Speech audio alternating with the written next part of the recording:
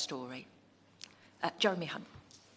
Thank you, Madam Chair. It's an incredible honour to follow two such remarkable speeches, and nothing I say will come close to the extraordinary emotions that we've heard. I want to thank my honourable friend from Truro and Falmouth. It's a great honour to co-chair the Baby Loss APPG with you. When you talked about seeing Lily's name in the register at Truro Cathedral, I think what we all thought was that is just the first of many important moments that Lily is being remembered, and this is another of those moments. And what is so striking about the courage that you show, and so many families show, is that you choose to relive the agony that you went through over and over again because you want to stop other families going through that same pain, and that represents extraordinary courage. And I think is an incredibly good omen for your time in this place that you're prepared to do that. And I also want to say what an honour it was to follow the Honourable Member for Luton North, who has made an extraordinary contribution to the Select Committee in the short time that we have been working together. And she was the person who actually drew my attention to this issue of having to cope with extreme emotional stress on your own during the maternity process. And I want to thank her for that, alongside all the other excellent work that she has been doing on the Select Committee on maternity issues. And she will know that on Tuesday this week, we heard from James Titcombe, who is one of the best-known baby loss campaigners in the country, who the Minister told me lost his son Joshua exactly 12 years ago today. And James gave very inspirational testimony, and I think it's because of many families up and down this country that we are having this debate today.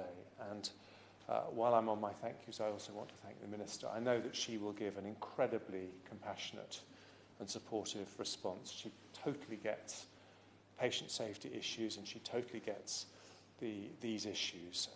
And I know that she will be trying to do everything she can to resolve these issues. And I think we all understand the importance of infection prevention and control in a pandemic. The Shadow Minister, as a doctor herself, will understand that perhaps as well as anyone. But the answer surely has to be an expansion of the testing facilities that we know are in the process of being expanded. And I think that if we're able to test everyone in the whole city of Liverpool, it must be within our grasp to make it possible to test people who want to be with their partners in those crucial moments of a pregnancy.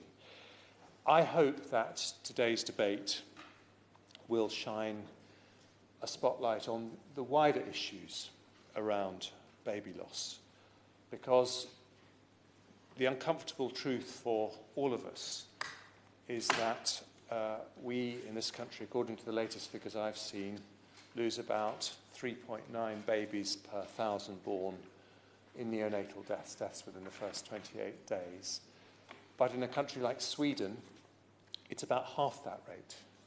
So what that means is if we had Swedish safety levels in this country, about 1,000 more babies would live every year. And the Select Committee is doing a big inquiry into what the lessons are that need to be learned. And I just want to, if I may, Madam Chair, talk about one particular lesson that's long been a concern of mine, which is that we make it far too difficult for doctors, midwives and nurses to speak openly about any mistakes that they may have made or may have seen, because still in too many parts of the NHS we have a blame culture. People are worried that they might lose their job, they might get disbarred, and there might be negative consequences for other people that they're working with. And what we heard on Tuesday was that in Sweden, one of the reasons why they have managed to have so much lower neonatal death rate is because they've made it much easier for doctors, midwives and nurses to speak openly about things that may have gone wrong. And they've managed to change a blame culture into a learning culture. And one of the things that I hope we look at is whether it is appropriate under the law in this country that the only way that a family can get compensation is if they are able to prove clinical negligence. And that immediately creates an antagonism between a family, perhaps with a child that's been born disabled that they desperately need financial support for that child's life, and the doctors, midwives, nurses responsible for that child's birth, who also want to help the family with every fibre in their body, but worry that if they speak openly about what's happened, they might end up with a successful claim of clinical negligence against them. So I hope that's something we can address.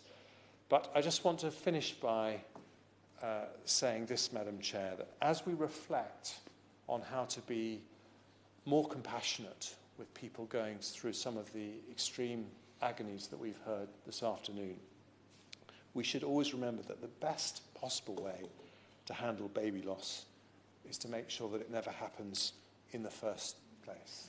And getting the culture right in our maternity units is the best way that we can save heartache for thousands of families. It's the best tribute to baby girls like Lily and to baby boys like Joshua Titcombe.